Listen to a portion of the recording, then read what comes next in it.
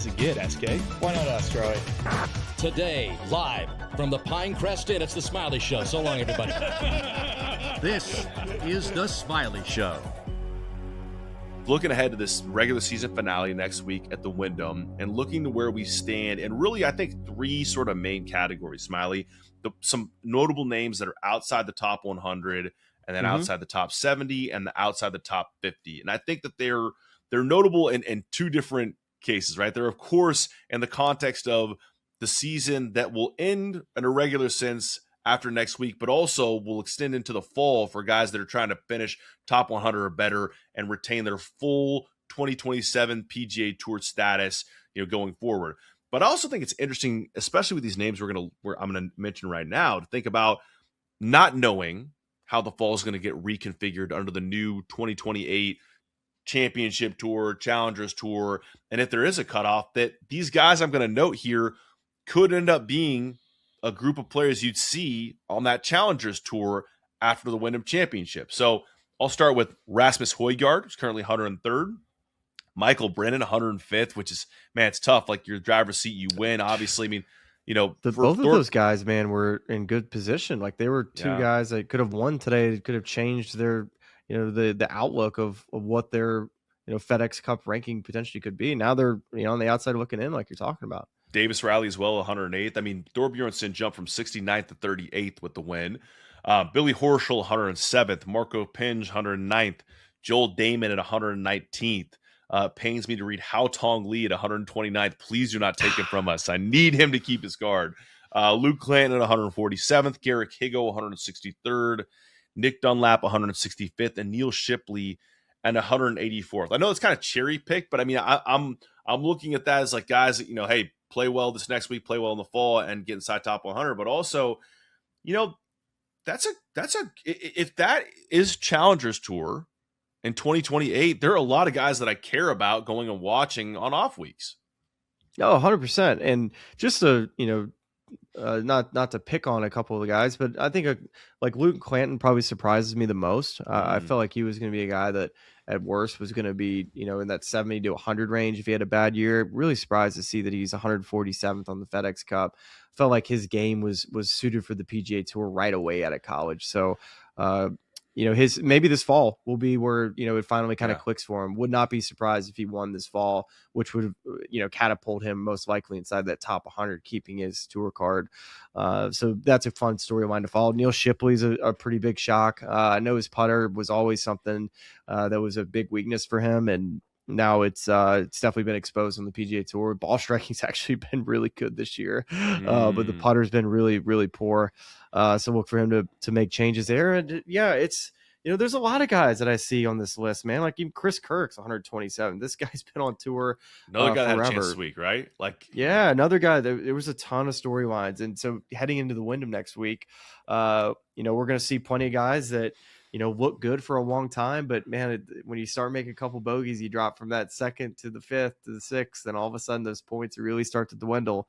But outside that top 100, that's the, it's something that's much more interesting, by the end of the year, but it's really top 70 is what we're looking at after the Wyndham.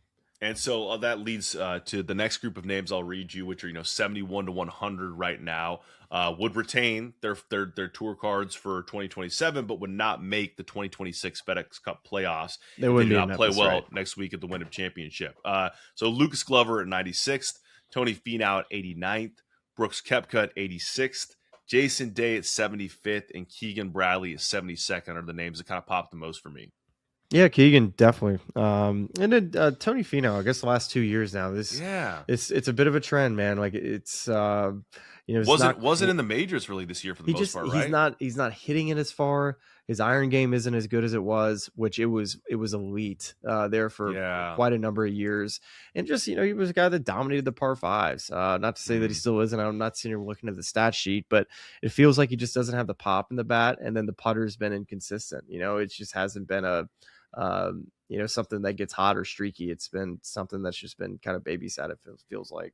Yeah, I just want to confirm, but did not play in a single major in 2026.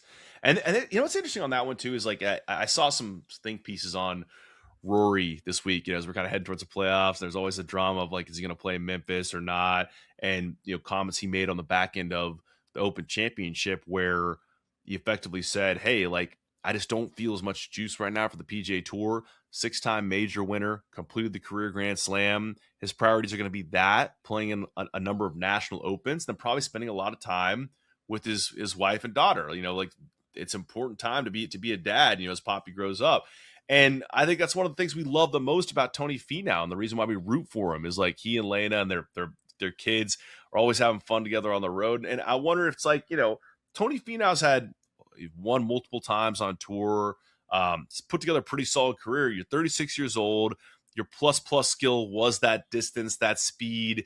You get to a certain point. I'm not saying he's not competitive anymore, but it's like, all right, I just my priorities of life might change a little bit at this stage. Well, playing professional golf is not easy, especially with the amount of weeks that is required for most players. Some guys have to play every single time they can get a tee time. It's nice to have that luxury like Rory has, to where he doesn't have to tee it up very much, and it even gets some rules bent to where he doesn't have to pay the penalty for whatever that is, which is nice. It's good for him. That's good. But it's Keegan would be the guy though to look out for this week. I think he's played well at the Wyndham Championship by my recollection. I think he's had some really nice weeks there. Johnny Kiefer, another player that's right there. Jason Day, or something like that. Did I have that right? Yeah, they're all right there. So it's going to be interesting. But that man at number 70 is going to be the one that's talked about the most. That's the next place we're going. Although I really, now that you got me, I want to look at Keegan's course history here. If I could type properly. Here we go. let's see. We got maybe not as good as I thought. He really missed a cut last year. Tied for 22nd, 24, and then tied 46, tied for 42nd. Never mind. Right, I always thought I feel like maybe in that 26 year he got off to a decent start or something, because I don't know. I have memories of him. I have the same thing. That's strange. I don't know why. Yeah. Both all right. Yeah. But you know who has played well here? Who's that? Jackson Koiven, and he is the 70th man T5 on the current FedEx Cup point standings. Would make it to the playoffs. So this is our outside the top 50 list that would not have guaranteed entry into all 2027 signature events. So for most of these names you're reading, you're like, oh, it's kind of a bummer for them. For Jackson Koiven, in his limited amount of his third pro start, I guess it was, I think I have that right, third or fourth pro start, wins and is 70th on that list, which is pretty amazing. Aldrich Potgieter 65th, Shane Lowry 60th, Jordan Spieth 55th, Pearson Coody 53rd, and Max Homa 51st, all needing obviously they have time. Like if they play well this week, whether or not they're teeing it up, should make it into the playoffs, but then need a big week, a TPC South win to make it to the BMW Championship and get their signature event guarantee for 2027. No, it's there's a ton of names in that 50 to 70 category that are piquing my interest, and who's going to try to give themselves some breathing room heading into Memphis. Who can have that big week. Can Jackson Koiven go out and finish a runner up? And right now, if he got 300 points at runner up, that would get him inside that top 50. A win obviously would vault him up very high, where he's going to be knocking on the door of the Tour Championship, which is what I feel like if Jackson makes the Tour Championship, he's going to be on the President's Cup team. Like, there's no doubt in my mind. Just starting to accumulate points after the college season and making the Tour Championship, there's no world in which he's not on that team. So let's not even talk about it. Like, that's a done deal if he makes it to Atlanta. Well, and I feel like you were on this so early. You were on this in April. Right, when I spit taked on the show, like if he wins twice, like on which tour are you talking about? Like the PGA Tour, the one we talk about every week. And everyone jumped into this debate this last week after his win at 3M. Brandt Snedeker, the U.S. President's Cup captain, went on SiriusXM PGA Tour radio, and they were asked him about it. Of course, he said, "I'd be dumb to not take a really good hard look at Koiven from Medina this year. I'm not going to discredit a 21-year-old kid who's played in 4 or 5 events this year just because he's been in college. If he goes out and plays great golf the next 4 or 5 weeks, earns a spot, and shows he's willing to be one of the 12 best players for us, I'd be dumb not to."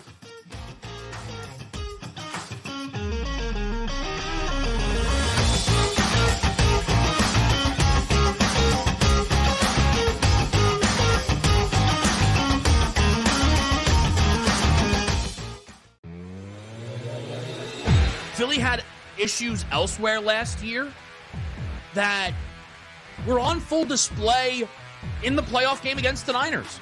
They couldn't move the ball all game, and then they got in a 2-minute hurry-up drill, and they walked right down the field. Guys, Tom Brady would do Eagle games. Every single week he'd go, gosh, if they do some hurry-up. And then immediately they'd do some hurry-up, 2-minute warning, and they'd look like a completely different football team. In-game live, only on SportsGrid. You know, the dark days are ahead for the Warriors. And when Curry and Kerr and Draymond all leave, what are we going to be looking at that franchise that has been a mainstay of the NBA, you know, the face of the NBA and NBA playoffs for so long? Where are they going to be? So I see no issue with them bringing Draymond back. Why not? You have one last go at things with the trio that they still have there. But I see this as a very long season. Game time decisions, only on SportsGrid. Just can't win the big game. He can't get us in the big game. Well, we got to let him go now because we're tired. We'll keep the quarterback. So, you know what I've been saying? Okay, you kept the quarterback. Guess what? Mr. Lamar Jackson, it's on you now. Hey, It's on you. Absolutely. Right? It's on Lamar. It is. It is totally on him now and the new coaching staff there. Outspoken with Dan Cilio, only on SportsGrid.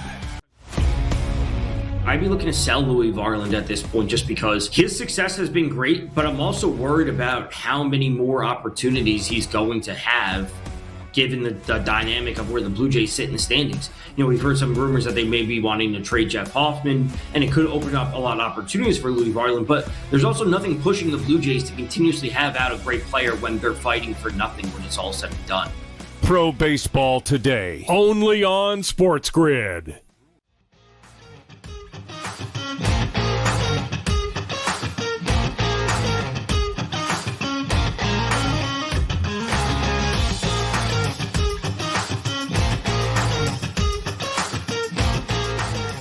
And, you know, we're going to continue to talk a lot about the President's Cup and who should be on this team, who shouldn't. But I think for right now, let's let these guys go tee it up. Let's see who's in form, who's been playing well. And at the end of this, I think we're going to we'll probably be leaning a little bit more into who's played well over the last, 12 months versus who's played well maybe in the past decade. I'd rather look at, who's hot, who's playing well, who's got, who's earned their way on their team. I think there's plenty of guys that have done enough now to be in the conversation, but they got to keep going. Like Ryan Gerard, 16th in the FedEx Cup. That is a banner year for him. Like, this is a breakout season, but it's just got him into the conversation. Now he's got to go and prove it even more. And that's a tough thing to swallow as a player, but you just have to do it. You have to keep pushing through. You can't tell yourself that you've done enough to make the team, because it's not enough, especially when you've never been picked for a team. So it's I know we just kind of made an excuse for Koivu and the fact that like it's a different set of circumstances, but for regular tour pros, like a guy like Gerard, who I'd want to see him on the team, like he's just got to keep going. He's got to keep on putting big finishes together. I can't wait to drive you nuts, man. I broke out all my shirts from the 2024 care package with another one on the way to dust off the assistant to the captain bit that we had going in the last President's Cup. It's gonna be good, man. I'm leaning all the way in this year with thoughts, opinions. Maybe we'll get Jackson to play the assistant to the international captain if we can make that happen. It's certainly going to heat up. There are a lot of good names in the mix. And like, how about another one? How about Michael Thorbjornsen? Like, throw his name in the mix. There's a whole bunch of guys you can take a look at. He's now played his way into the conversation, right? Yep. Before he wasn't in the conversation. Now he's dead set on, a guy that we're going to be talking about because he's won. And now he's in a place that he's in a good spot in the FedEx Cup. And if he makes the Tour Championship, has a big Atlanta, which I imagine that's going to be a great golf course for him. Xander Schauffele's played really well there. I kind of think Xander Schauffele and his game remind me a lot of each other. Both hit high draws. Yeah. Hey, who designed Eastlake? Oh, Donald Ross. Oh, they just updated a couple years ago, and it's played great just this week at a Donald Ross place that just got updated this year. I like that. That one from Michael Thorbjornsen. Does he? I'm trying to think. Does Eastlake have any cross creeks I'm thinking of? I don't think so. no cross creeks there, thankfully. Are you kind of second guessing this Hope Valley 11th hole deal? It's actually gonna drive me nuts. Yeah, because I already have enough. Like, were you team no creek, or were you team add the creek? I am team, like, do whatever is most comforting for my mental sanity off the tee. So, like, I'm already standing on 11 tee, especially when we're playing back, and we've got the road, like Dover Road, I think it is, and OB right, and also these two giant trees where if you push it a little bit, like, you don't know if you're going to get, like, the speed slot kick underneath, or it's going to kick straight out and, like, bounce off someone's car. But then on the left, we have this big creek that, like, slowly meanders left to right.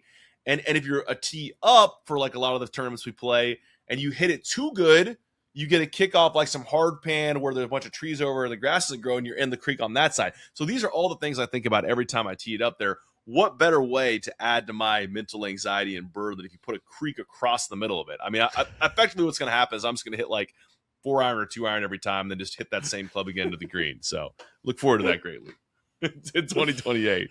On the topic of 2028, actually, there are a few kind of other, as we talk about the players that are in those 50, 70, 100 positions and where they would be in the structure of the new Championship Challenger Series in 2028. There also has been additional reporting on new sponsors, new events, purse sizes in the last week. I think it's worth touching on as we kind of move out of that section. So Sompo, a Japanese, I hope I'm saying that right, a Japanese insurance company, they're going to take over what was formerly the Procore Championship, the event in Napa, for just like a 1-year placeholder deal. It's going to be a full field event in July 2027. And then they're going to be one of the 15 event like championship series. So 15 of those events, not including the 4 majors and the playoffs and the players. And that's how you get to the 23 to 24 event number that Brian Rollap's discussed a number of times. And so that event that they'll be sponsoring in 2028 will either be in San Francisco, Seattle, or Denver. So interesting news there. I also thought it was interesting seeing Golf Channel's Rex Hogger this past week talk about the rumored per championship purse numbers, which he's heard is between $33 million to $37 million. And in his report, he called the tournament director, and the response he got when he gave him that number was woof. So, Smylie, I think you and I, we've talked about this on the show. We've said basically Liv was a competitor in this space, and they contributed to a lot of the elevation of money in the game, purse sizes, all guaranteed money for these guys. And I think it was your belief, and really we shared it, that with the kind of decline and removal of Liv in a lot of ways, maybe those purse sizes come back down to, more sustainable levels. 33 million to 37 million, that feels like it's going the other direction. Well, I mean, if they're able to get it, that's it's impressive, man. You got to give the PGA Tour a ton of credit, like their sales team and just the way in which they're selling this championship series and how the championship league, and how it's going to elevate the product beyond where it's been over the last several decades and post Tiger era, right? Like they've gone to a point now where we haven't had a Tiger Woods playing, and when's the last time it felt like Tiger was really playing? 1920, right around there. So we're 5-6 years removed from like Tiger playing consistently on the PGA Tour. Now we've had a star in Scottie Scheffler that has come on the scene and is definitely drawn crowds like you wouldn't believe. I've seen it firsthand, and it's growing every single week. But we've had more and more stars. You've had Netflix. You've had a bunch of different avenues in which fans have gotten more engaged into the game. The game has never been more popular. And I think companies want to be involved in the game of golf when it comes to a marketing and sales standpoint. You're reaching the demographic a lot of times that these companies are wanting to have their clientele with. And now is it worth that number at $33 million? Like you said, like that's a big chunk of I imagine what their budget would be for a lot of places. Now these are big type corporations that have $100 million marketing budgets, I imagine, but still to put a huge chunk towards just one PGA Tour event that could have weather problems, or Rory McIlroy might not show up, or whatever it might be, to where you think you're getting all of the best players there, and theoretically you are.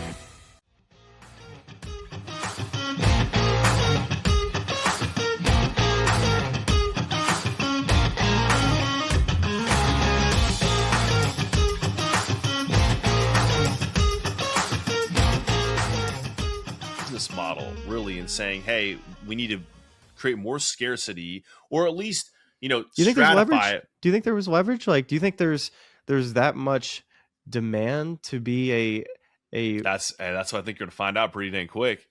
Is there that much demand? And I think it really, I think the bet you're making is if we have less marquee events, which, by the way, this is something that you and I talked about for the 3 years since we've started this show, basically, is like there needs to be the Platinum Tour and the regular tour, and that's effectively become the championship and the challenger. It's like, okay, now you're really telling us that, okay, you have the Players Championship and you have the playoffs, like they don't own the majors, but like you have 15 of these events that are 120 player fields, and it's going to be all of our best guys for the most part, plus the players, plus 2 to 3 playoff events. Like those are real scarce assets that's going to be the best version of the PGA Tour on a year-to-year basis. So in that, you're hoping that upticks of interest. Like I think that another interesting thing that I saw this last week, I don't know if I necessarily agree with it, but just think pieces written about how in the wake of Jackson Coyvin's win at the 3M, immediately the conversation focused on the President's Cup, not on impact for the rest of the PGA Tour season or impact on playoffs. And that was kind of like a subhead.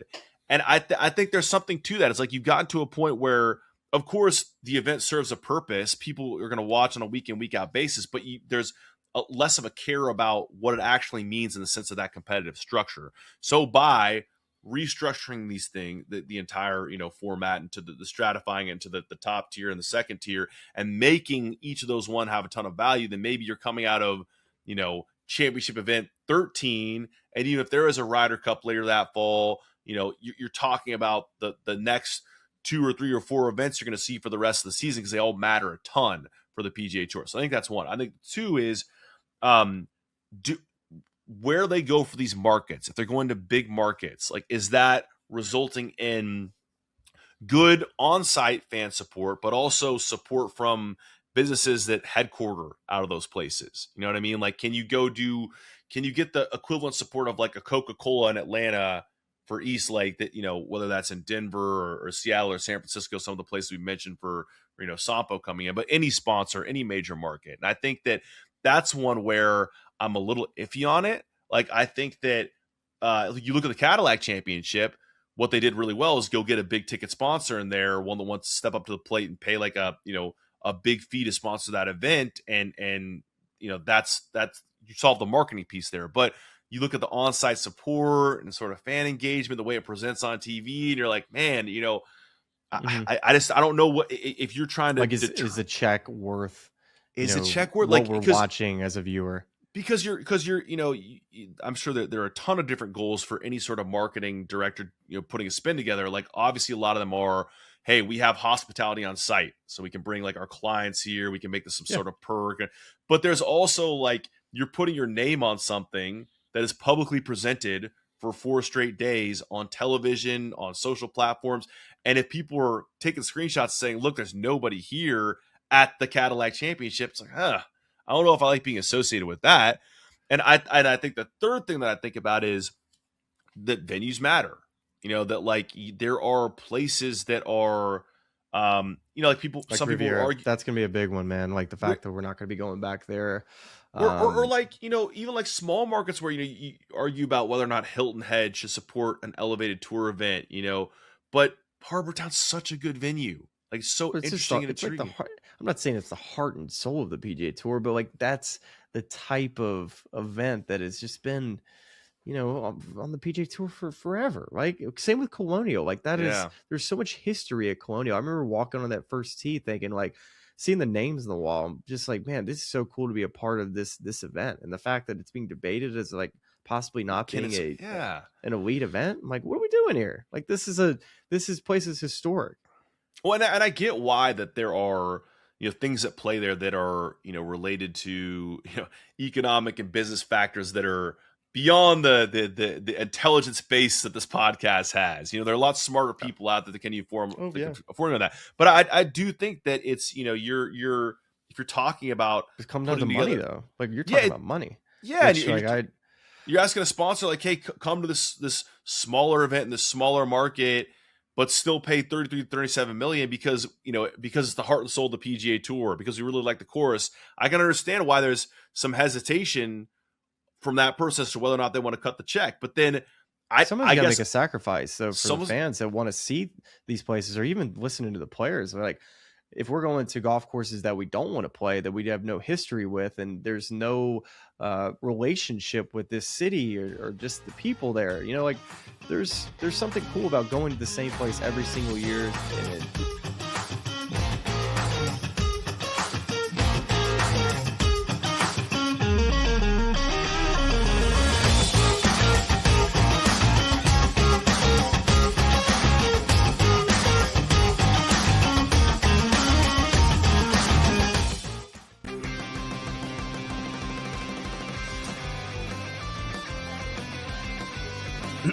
Class is in session. Today, let's talk about the teaser. A teaser is a multi-leg bet where you shift the point spread in your favor. You get better numbers, but every selection has to win. It doesn't matter what you bet if you don't have the insights. Tune into SportsGrid and get ahead of the class. The dark days are ahead for the Warriors. And when Curry and Kerr and Draymond all leave, what are we going to be looking at that franchise that has been a mainstay of the NBA, the face of the NBA and NBA playoffs for so long? Where are they going to be? So I see no issue with them bringing Draymond back. Why not? You have one last go at things with the trio that they still have there. But I see this as a very long season. Game time decisions only on SportsGrid. Philly had issues elsewhere last year that were on full display in the playoff game against the Niners. They couldn't move the ball all game, and then they got in a 2-minute hurry-up drill, and they walked right down the field. Guys, Tom Brady would do Eagle games. Every single week he'd go, gosh, if they do some hurry-up. And then immediately they'd do some hurry-up, 2-minute warning, and they'd look like a completely different football team. In-game live, only on SportsGrid. They come in a lot more better prepared to play than, say, we did, having to learn some of the things that we learned coming into the NFL that we weren't learning in college. A lot of these kids are getting quarterback coaches, as far back as junior high school and all the way through high school into college. So I think the position is a lot more stronger than it's ever been. Outspoken with Dan Cilio, only on SportsGrid.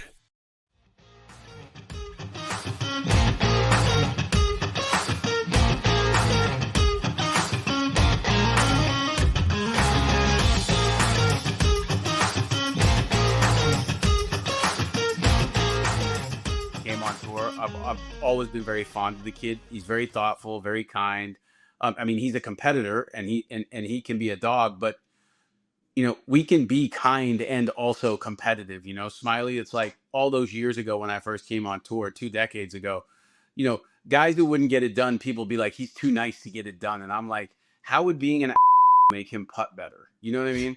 And so I think and as long as you've been around, I think, over the last years, the Scotties and the Burns and the Koivu and Michael and a lot of these young players that come out on tour they're not full of themselves. They're pretty down to earth guys. And so that's been slightly different, I'd say, in the last 20 years. And so a girl I used to coach who was at IMG, Angelina Ye, her and Michael were really close friends. So I've been hearing about this kid probably since he was like 16. And then I remember Conrad Ray told me when he was a freshman that the kid hadn't missed a shot for like 4 months. So he's been a remarkable ball striker his whole life. And, to get an opportunity to sign in the last 4 months, Tom Kim at 24 and Michael Thorbjornsen at 24.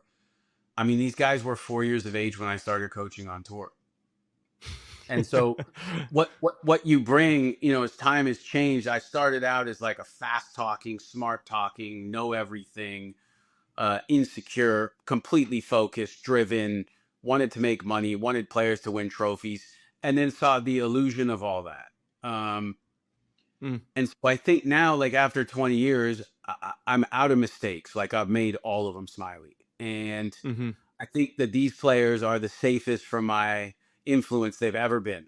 And trust me, I'm on top of myself all the time about, is this necessary to say right now, or is this not necessary? Can you say this more simple, or does this need to be heavy? And so I think now it's like, spending 12 years with Justin Rose and 10 years with Hunter and 4 years with Tiger and so many years with O'Hare and all the guys that I have, when these young players come out now, I can show them how Justin Rose took distance off a short iron. I can show them how Tiger played right to left wins. I feel like the knowledge is so much more based on scoring than it is like looking good and swinging perfect.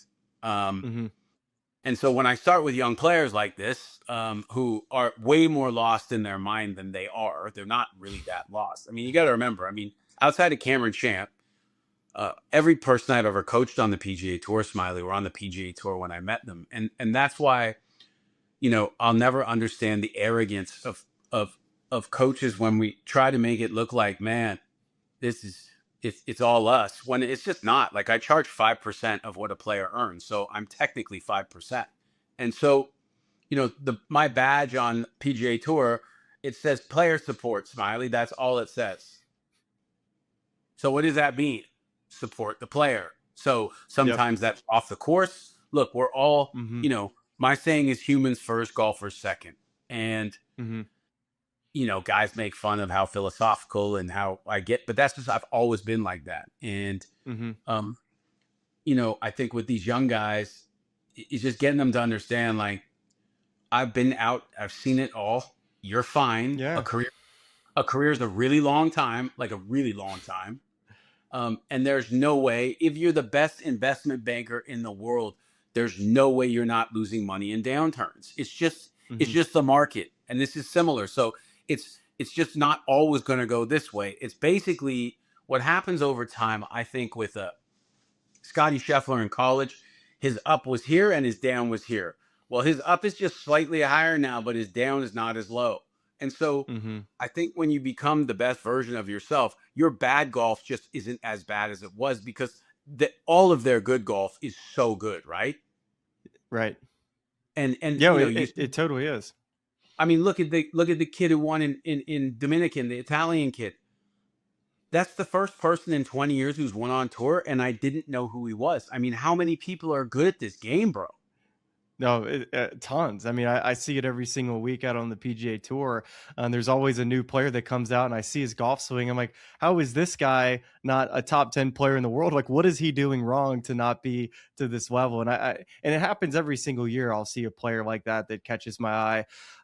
But back to Michael, Sean, and really to Tom Kim. These are two players that have high expectations. Michael hadn't necessarily won early, but he's a PGA Tour U graduate. And of course, tons of confidence coming out of Stanford. Tom Kim won early and won easily. And it felt like he was going to carry those expectations, right? Imagine Tom when he was 20, if he was playing college golf when he was 10th in the world in pro golf. Come on. Tom turned pro at 16, right? His mom and dad had a restaurant in Seoul. Tom turned pro. They sold the restaurant, and they went on their way. And then he won his first pro tournament in the Philippines. I mean, at 16 years old, guy would have been on the age AGA. And so when a guy like that comes to me, it's like, okay, he already has the solution, right? Like, think about it like this, Smylie. The guy who's 350 pounds on the treadmill at the gym has a six-pack. You just can't see it. And so the fact of the matter is, when we start to struggle as human beings, unfortunately, we utilize additives rather than subtracting. We add to the problem rather than subtract from it. So the first thing I ask anybody who comes to me is, do you have videos from junior golf? So do you have videos from like 14, 16, 18, and then when you felt you were really good? And most of the time when I look at that and then I look at the video I just took, they look very different, and only one of them is correct. Huh. And so being able to say to Tom, hey, look, we're going to do 2000. We're going to basically do like 2022, but with a slight upgrade in your hand path at the top of your backswing. So the first thing we worked on was posture. And then Tom was, he liked this idea of feeling connected. I'm completely out. For me, when it comes to connection, it's how fast can the towel fall out from under your arms if you're hitting a full shot, right? Very quickly. And, it just was a guy whose hand path went out. If anything, he got laid off. Tom moves laterally, slightly side to side, and he rotates. There's almost no vertical impulse. He doesn't push out of the ground or anything. So what I've seen, there's only really 3 types of movement, right? So you got the Rosie, the Fleetwood, and the Adam Scott, the swings that we all really like to watch, right? These guys create in the ground, even though that's a consequence, right? I mean, we're holding on to the club, so this is by far the most important part in a golf swing. But those guys move laterally, vertically, and in rotation at tour averages in all 3. They're the only 3 who've ever been the trifecta. And then you got a guy like a Zach Johnson, who there's not much lateral, and then there's a vertical, okay? Not much lateral with the vertical is going to be a pretty good push draw, right? So once you start looking at certain things, Tom hits it very straight, but it just drips right. And then his miss is like a bit of an overcut. So all we have to do is manage his path. And most of his path comes from, if he gets aimed right, his right hip gets high and his chest gets open. And then from there, he's just not Tom Kim. So I'd love it to be way sexier and be like, what I did is I split the atom and we figured this out. But, if you take Lewis Hamilton and you put him in the best car and he's the best driver and he has the wrong tires in the rain, he's finishing 20th, Smylie. So we can't, I always tell myself, why are you thinking so deeply about this? The solution's got to be much, much closer. So I feel like I'm still learning Tom a little bit, and I feel like I'm still learning Michael. But when I told Michael what I wanted to do with him, he showed me the video of himself at Stanford at 18. And I was like, that's it. You were already doing it. We're going to do that. And so what was really, well,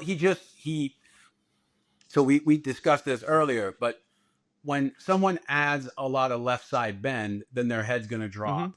Okay. And so when you have someone like Michael, who he's lateral, he's probably all 3. I just never measured him. I'm just not, at this point in my career, I'm not that interested in what force plates are telling me about a golf swing, because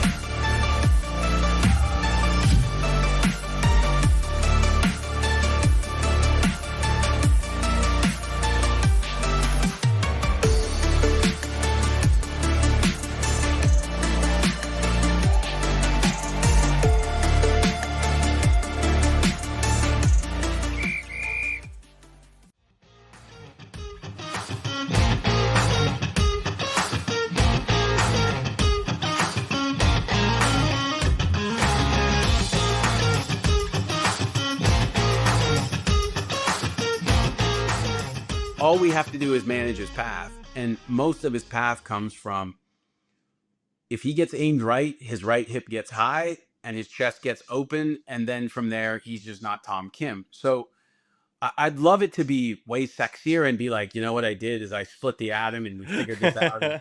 But, you know, if you take Lewis Hamilton and you put him in the best car and he's the best driver and he has the wrong tires in the rain, he's finishing 20th, Smylie. So we can't, I always tell myself, why are you thinking so deeply about this? The solution's got to be much, much closer. So I feel like I'm still learning Tom a little bit, and I feel like I'm still learning Michael. But when I told Michael what I wanted to do with him, he showed me the video of himself at Stanford at 18. And I was like, that's it. You were already doing it. We're going to do that. And so what was really, well, so we discussed this earlier, but when someone adds a lot of left side bend, then their head's going to drop. Okay. And so when you have someone like Michael, who he's lateral, he's probably all three. I just never measured him. I'm just not, at this point in my career, I'm not that interested in what force plates are telling me about a golf swing, because I started to notice over the years that all these amateurs who sliced it couldn't get to their left side. And if they got to their left side, they absolutely shanked it. So if your club face is that open, getting to your left side is probably not a great idea. We just pulled up Michael Thor Bjornsson's golf swing. Just talk to us a little bit about what those ingredients were that you saw. You talk about the height, managing the height on the backswing. He's 10-finger grip. It's pretty unique, but he's a flusher, man. Yeah, I mean, 10-finger grip makes sense, to me in a lot of ways. I've had I've had a lot of girls that I coached that were really good competitors, and their hands were so small. Michael actually has fairly, it's probably medium to large hands, but they just had so much more control and power with 10 fingers. And it's funny, if you get little kids who are good athletes and they go to the range, they never, ever grip it any other way but 10 fingers. So is overlap and interlock a bit like political parties? Like, you're a Democrat because your parents were, and you're Republican because your parents were. You're Jewish because your parents were Jewish, or you're Catholic because your parents were Catholic. So I think sometimes when people are like, ooh, 10 fingers, that's interesting. It's like, but is it though? I have the ability to have every single one of my mechanoreceptors and proprioceptors and all of my touch on the club. So what does interlock do to face rotation? What does overlap do to face rotation? What does 10 fingers? And I think for amateur golfers who need to learn how to release the club, 10 fingers is ideal. It really is. Wow. Interesting. Yeah, it's just you should try it. I mean, the fact that you've been another way for so long would probably be weird, but I mean, that's just discomfort. And look, if you want to get better at anything in life, if you can't deal with the discomfort, then good luck, right? But basically, his dad Ted has coached him since he was 5 years old, and as soon as he won yesterday, I called his dad and just said, "Hey, man, it is absolutely remarkable to take a 5-year-old kid all the way to this level at golf." And he said, and I can't thank you enough. And I was like, look, you don't have to thank me, man. This is all you and your son. And I said to his dad, I said, by the way, we're doing the 2018 Stanford videos. And so the funny thing is his dad taught him to do that. But then as Michael started to struggle, they couldn't see it. And I think his dad's really a smart guy. He's really understands physics. He's a mechanical engineer. So, the idea of rotating around an axis, like a single axis, is a great idea on paper. But when you bring into the fact that human beings shift their weight from left to right just to even walk, and then you look at tissue and fascia and tendons and ligaments and bones, the idea of my head staying in the exact same place is probably just not going to happen. So being centered has hurt a lot of golf careers. Helped a few, but hurt probably more. And so basically, his hand path would work too much in, and when his hand path would work in, that would throw him into left side bend. And then from here, because he's a jumper, as soon as he would slide and then start to jump, it would just throw him this way so hard. So more than anything, he could just, the only shot that he had with that is just a Rory, just high bomb draw. which is, I mean, I would kill a man to hit one drive like Rory, right, Smylie? So, oh gosh, yeah. But I'm looking at this kid who's been elite since he was 12 years of age, and I'm thinking, okay, what's the most important thing you could do? One, help him to understand the language that he uses, and that language that he uses is creating the narrative of his life. That's step one. Step two, be an example of what it is to be professional.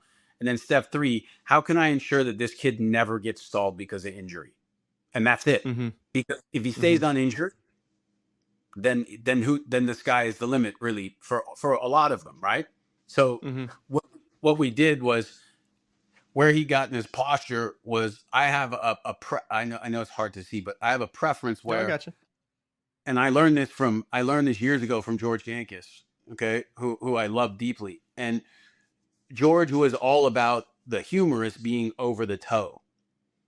And I always liked the back looking more turtle-like.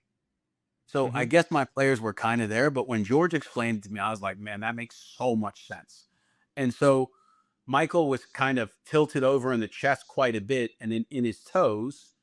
So you could almost see no pressure in the heel. So if I'm in my toes and I've got a lot of my mass out over my toes, when I take it back, the only thing that my brain is interested in is me not falling over. So I'm gonna balancing. Yeah. You could see, like, on the TV, you could see him right before he hit, how he kind of preset the heels and then got into his knees. Yeah, I saw that. So that's what we try to do. Don't bend from the waist, because remember, the more you bend from the waist, the more angle you put in that lumbar spine is not good for the back. So, I mean, you go back at like Hogan and Nicholas and Snead, and those guys almost look like they were standing straight up, right? Yeah, really, like truly. If anything, they were quite kyphotic with their back, and then their head was down. But they did look like a drunk old man at a urinal. Like, they were not. They didn't look like athletes, right?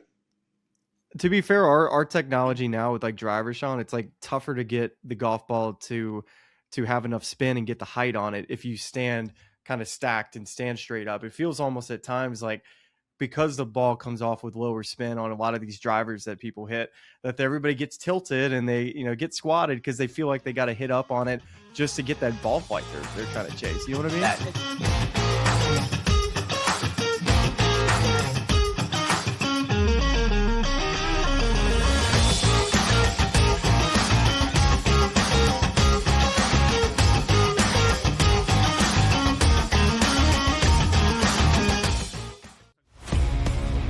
I'd be looking to sell Louis Varland at this point, just because his success has been great, but I'm also worried about how many more opportunities he's going to have given the dynamic of where the Blue Jays sit in the standings. We've heard some rumors that they may be wanting to trade Jeff Hoffman, and it could open up a lot of opportunities for Louis Varland, but there's also nothing pushing the Blue Jays to continuously have out a great player when they're fighting for nothing when it's all said and done. Pro Baseball Today, only on SportsGrid.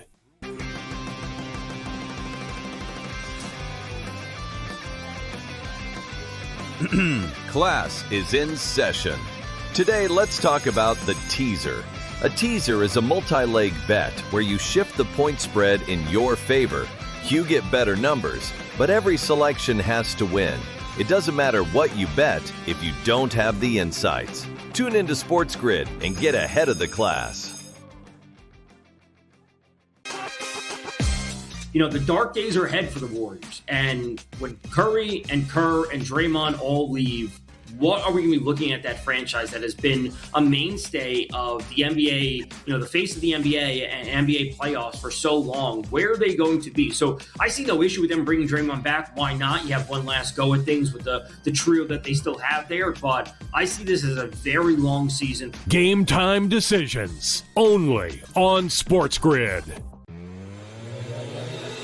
Philly had issues elsewhere last year that were on full display in the playoff game against the Niners. They couldn't move the ball all game, and then they got in a 2-minute hurry-up drill, and they walked right down the field. Guys, Tom Brady would do Eagle games. Every single week he'd go, gosh, if they do some hurry-up. And then immediately they'd do some hurry-up, 2-minute warning, and they'd look like a completely different football team. In-game live, only on SportsGrid.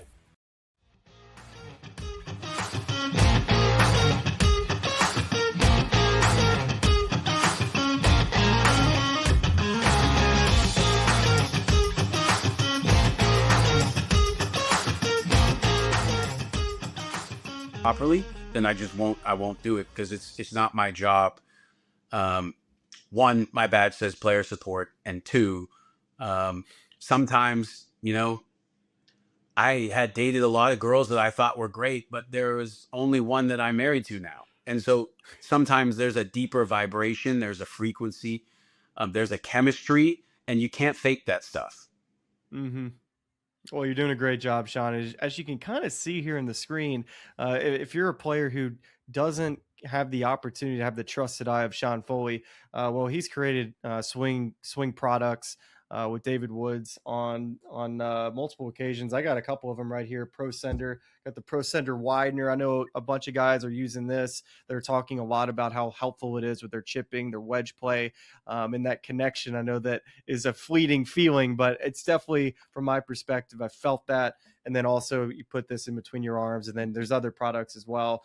And just talk just quickly before you go about these products, and especially this new Widener product, Sean. I've seen Wyndham Clark, also a recent U.S. Open champion, use that product. Yeah. So one, the word width has been around since Butch Harmon was teaching Greg Norman, right? And that was the big thing with his dad, was like width. All right. Mm-hmm. And so that's something that was always massively important to me. And, if you look at tour players, their right wrist angle is 51 degrees, which is what the cradle is designed to. And then if you look at tour players, on average, they turn about 92 with their chest and about 40 with their pelvis. So, mm-hmm. And then if you look at their right arm, it's not overly bent. Mm-hmm. Okay. Now, if you look at amateurs, call it a 15 to 20 handicap, you have maybe 50 degrees of turn, almost no lower body turn. And then you end up having a wrist angle like that with an arm that bent. So mm-hmm. if I put Adam Scott in those positions, he will most likely not hit the ball. And I do it with pros all the time. That's just science. I do it with pros all the time. I do it with pros all the time. I put them into a position where an amateur's at, and I take them there and I make them stop for 2 seconds to try to hit it. And they fat it, they top it, they chunk it. Look, if you're not kicking mathematics, bud, something's got to give, right? Like you don't mm-hmm. have to sound that way, but angular momentum is affecting the club. That's the physics. Then you have the human movement and the physiology of our ancestors. And then you have the geometry of a flat surface hitting a round object. So it's not rocket science, but it's definitely science. Yeah.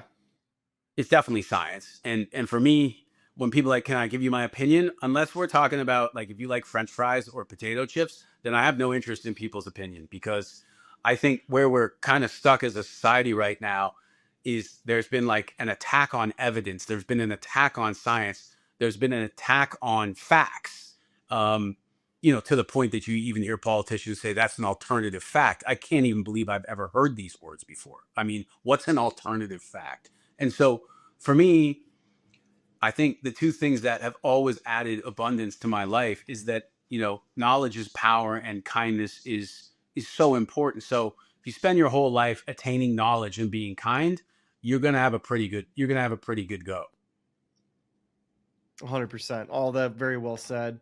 Make sure to go check out these Pro Center devices to get your golf swing. Not looking like the non-Adam Scott version of the 50-degree chest turn and all that. We want to have a full we want the full turn. The one thing is, people always say to me, like, I need to see the pros using it, but they're already really good. And I'm like, yep, nope, I completely understand that. But I host like 10 golf schools a year in Orlando, and when we get the 15 to 20 handicaps and they learn the feeling of wide and they learn the feeling of a stronger club face, Smylie, it's 10 minutes and people are turning around just going, wow. And high-fiving one another. It's like, this is the secret we've been looking for on the range for all these years. Yeah. And it's basically wrist angles and turn. Mm-hmm. It's simple as that. And you got these devices here to help it out. So go check it out, y'all. Hey, make sure to tell Stephen Sweeney that he can't have a Starbucks to celebrate tonight. He's got to actually drink a beer. So will you give him a hard time for us? I've never been with him when we had anything but. Okay, well, last night he was celebrating with Starbucks, so make sure that he has a proper Guinness tonight. So, Sean, thanks for the time, buddy. We got to do this for hours, so look forward to having you back on, man. All right, my boy. I'll see you soon. We'll see you next week on the Golf Channel. This has been The Smylie Show. You know, I listen to this podcast. It's really cool. And all of our lovely fans and subscribers, but make sure you like and subscribe. It's cool to see what you guys are doing. I know golf fans appreciate it, but we do too, so please keep it up. For all the good people at YouTube, like and subscribe. You guys have some good takes, so I'm happy to come on and shoot the